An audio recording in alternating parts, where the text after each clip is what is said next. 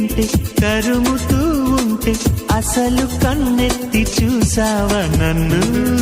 మరి నీ ముందే తిరుగుతూ ఉంటే ఎప్పుడు పన్నెత్తి పిలిచావా నన్ను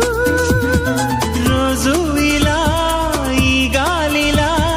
నీ చెవిని తాకేది నేనేగా మామూలుగా మాట్లాడక